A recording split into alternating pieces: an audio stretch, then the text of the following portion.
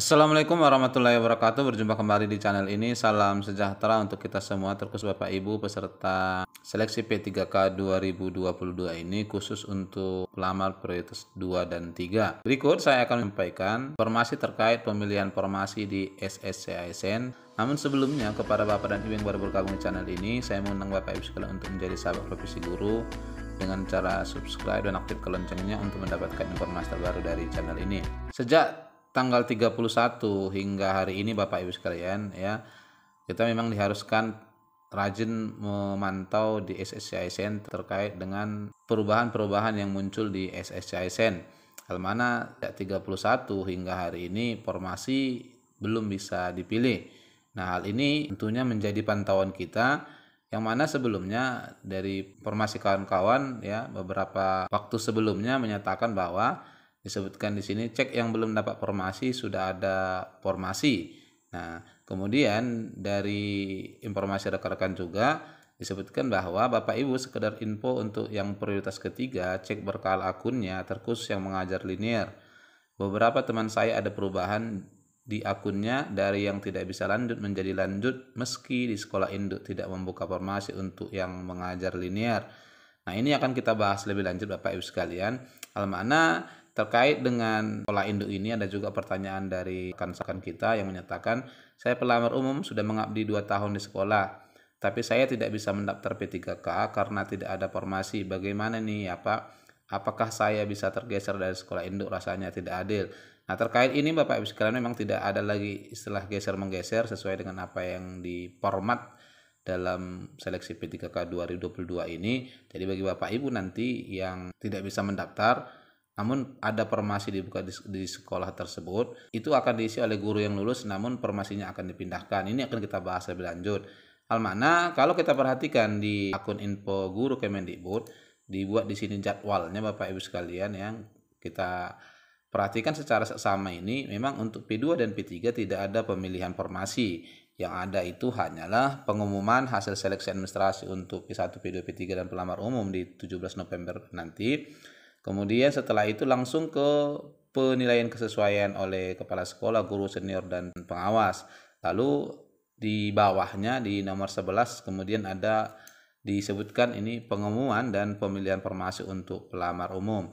Ini yang termuat di jadwal yang dibuat oleh Panselnas. Setelah dalami lebih jauh, memang tidak ada disebutkan untuk pemilihan formasi bagi Bapak Ibu kategori 2 dan kategori 3. Nah, tentu saja ini yang kemudian kalau kita buka di SSCASN dalam hal pemilihan formasi untuk mendaftar formasi, di sini disebutkan silakan pilih instansi pendidikan, lokasi, dan jabatan yang akan dilamar. Ini kita perhatikan seleksi P3K guru, pemerintahnya disebutkan, dan formasinya ini tidak bisa kita klik.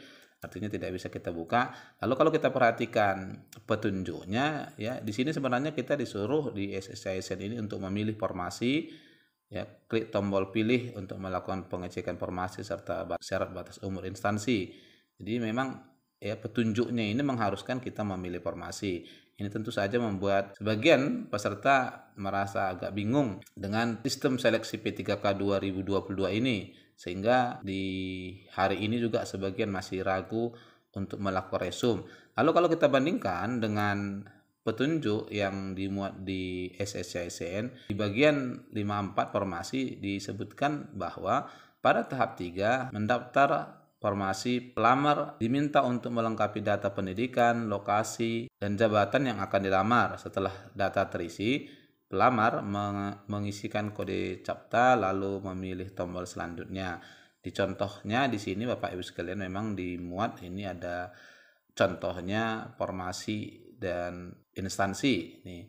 Nah, kalau kita bandingkan kemudian ini dengan apa yang ada di SSCASN, ya memang di sini secara otomatis sistem sudah menyediakan ya, ini tidak bisa kita ganti, pemerintah daerahnya, kemudian jenis formasinya. Ini terkait dengan pemilihan daerah memang ini terkunci atau tersekat di daerah masing-masing. Untuk memperdalam tentang ini, saya coba bandingkan ke petunjuk teknis yang dimuat oleh Kemendikbud di informasi guru P3K. Mana di sini dimuat alurnya Bapak Ibu sekalian. Di sini dijelaskan alur seleksi pelamar prioritas 2 dan 3. Langkah pertama untuk P2 dan P3 login ke SSCISN daftar yang belum mendaftar. Kemudian setelah itu ada di sini langkah keduanya adalah pemilihan formasi. Ini yang kemudian yang membuat kita ragu untuk meresum sebelum tentunya ini kita laksanakan. Langkah selanjutnya dibuat di sini setelah pemilihan formasi adalah seleksi administrasi, masuk ke sanggah, kemudian nanti pengumuman seleksi. Setelah itu baru penilaian kesesuaian oleh daerah. Ini langkah-langkah yang dimuat di sana. Kemudian masuk ke sanggah kompetensi, ya. Yang terakhir ini adalah guru nilai tertinggi lulus di sekolah induk selama ada kebutuhan. Jadi kalau kita lihat teknisnya ini, walaupun Bapak Ibu tidak dibuka formasi di sekolahnya, namun kalau sistem memperkenankan Bapak Ibu untuk ikut ujian melalui kategori P2 P3 ini, ya, Bapak Ibu apabila nanti mendapatkan nilai tertinggi akan diluluskan dan formasinya akan dipindahkan ke sekolah Bapak Ibu. Namun catatannya bila memang di sekolah Bapak Ibu itu tersedia kebutuhan formasi yang ditentukan oleh pemerintah daerah dalam konteks untuk prioritas 2 dan 3 itu bisa dipindah-pindahkan.